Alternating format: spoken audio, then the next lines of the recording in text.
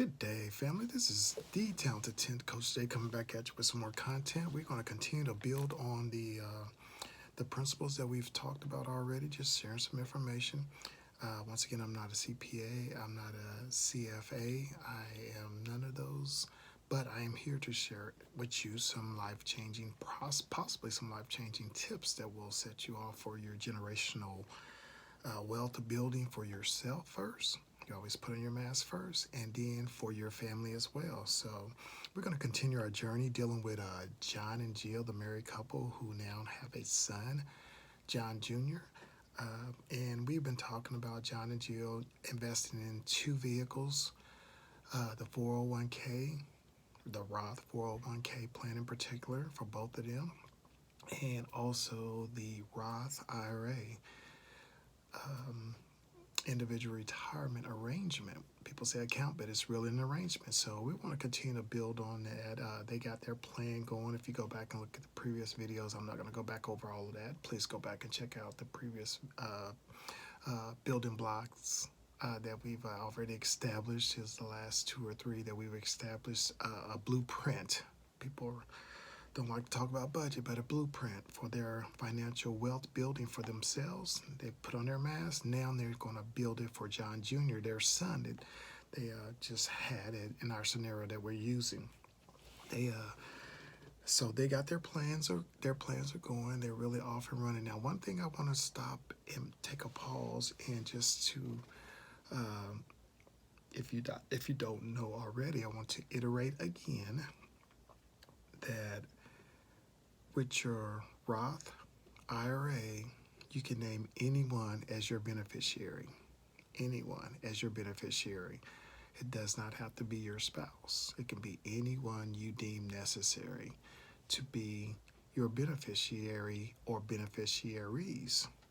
You can name several if you like. In a portion of that amount, you can name how much you want, 25 for this person, 25 for this person, for the 25 for the next two people each, or whatever you want, 100% to whoever. And then you can have also you can have secondary people. You got the principal people who you want to get it right away, and then you can have in the event that they pass away, you can name other people in the event they pass away. And this you can go into what if one person in that the primary beneficiary, if they pass away, will can be passed on to their portion passed on to their children. There, you can get into all that. You just got to go back and study it out. I'm trying to keep it real basic and simple.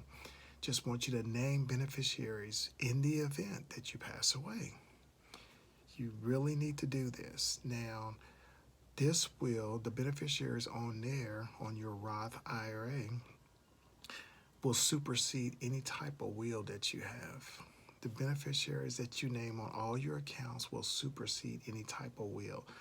And if you have a will, just go ahead and marry it up. But if you don't have a will, or even if you do have a will, the beneficiaries for your Roth IRA will take precedence. You don't have to do any type of probate court because, once again, probate, say for instance, you're not married. And we know that John is married to Jill, so he's probably going to have her or whatever they discuss, whoever they want on there. But people can't come out of the woodworks, say John is not married, and he didn't name anybody. Now people can come out of the woodworks, cousins and great cousins and play cousins, and they can now go to probate.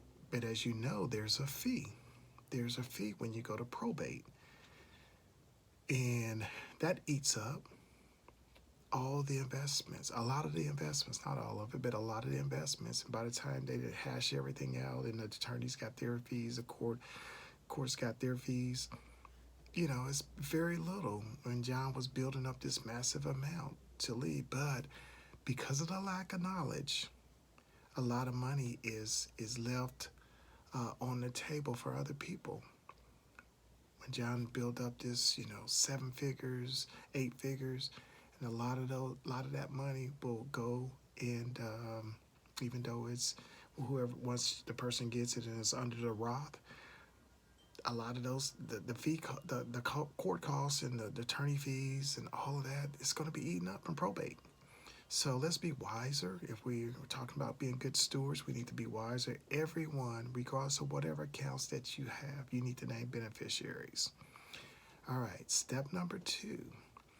Under any type of 401k plan, 403b plan, 457 plan, if you have those retirement buckets, all of those buckets, if you're legally married, regardless if you're separated or whatever, living apart, if you're still legally married, in the event that you pass away, your legal wife, I don't care who you have named on there, your legal spouse in all states, it will go to that spouse. So the only way you can change that is you get written consent from your legal spouse, and it's notarized, and then it's sent in. Make sure it's sent in. So that's the difference between the two accounts. The Roth IRA, whether it's Roth or traditional IRA, you can name anyone as your beneficiary. Just like any brokerage account, life insurance, and all that, you can name anyone. It does not have to be the spouse. But by law, by state, United States of America, if you're married, legally married, regardless of your living conditions,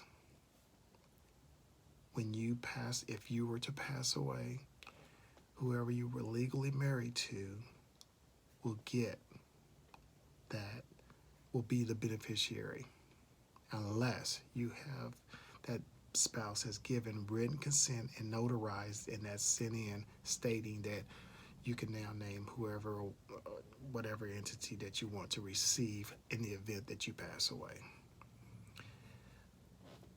Okay, so we got that.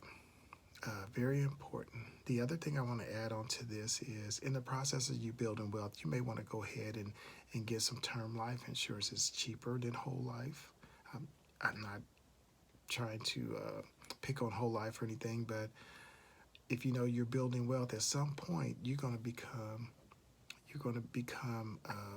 you're not going to need insurance, because you're going to have this massive amount of money, unless you just want to leave tax-free insurance money to someone because you're trying to just build wealth upon wealth, and that's perfectly fine. But in the event that you pass away and you have not reached those financial goals that you want, one of the things that you can do, you can consider doing, is getting term life insurance. Once again, that money is not taxed, so it's like a Roth, but the insurance company is banking on you not passing away in that time period. And term life, you can get like a 10-year policy, a 15-year policy, a 20-year policy. I don't know if there's any 25 or 30-year policies, but as you know, that it's term life, and once that term is over with, that's it. You were just insuring just in the event that you pass away. So that's another tool that you can use in building this wealth. So as John and Jill, they're building this wealth, I would suggest that each of them individually go ahead and whatever their salary is, in 15 to 20 exit. That means whatever, if their salary was $100,000, if it was $100,000, get a life insurance, term life insurance policy of $1.5 to $2 million. That way, if one of them were to pass away, then that money that they were trying to accumulate, the person can live off that money, or continue to take that money and to invest it in these accounts that we're talking about, particularly in probably a brokerage account, because you can't invest it up to so much into your Roth IRA, as you know, up to $7,000 a year if you're making $7,000. And the 401k is based off of a percentage most of the time, or you can put the dollar amount. For this year, if you're under 50 years old, the max that you can put in is $23,000. So there's a limit there as well. So once again, I haven't talked about the max for the 401k, whether it's Roth or traditional. It's $23,000 for the year of 2024. So just know that there's some income limits. There's some limits, and if you make between individually, if you're filing single, there's a phase out period if you're contributing to your either Roth or traditional 401k. If you make your income reaches 146,000, there's a phase out plan up to 160,000. Once you get up to 160,000, pretty much you cannot contribute to anymore to your 401k. Uh, I'm sorry, the Roth IRA. Scratch that. So there's an income limit for Roth IRA. And there's one for 401k too. We'll talk about that. Once again, it's $23,000. We don't have to talk about that one. But if your income reaches 146,000 and you're contributing to your Roth IRA, there's a phase out period. So whatever the amount over 146,000, the amount is reduced that you can contribute to your Roth IRA, individual retirement arrangement, up to $60,000. Once you get to $60,000 for the year of 2024, you can no longer contribute to directly to into your Roth or traditional. Traditional is different. I'm sorry, Roth IRA. So go back and check that. Go back and Google it too, and so you can have it in print, because you can pull that money, because remember, you already pay taxes on it.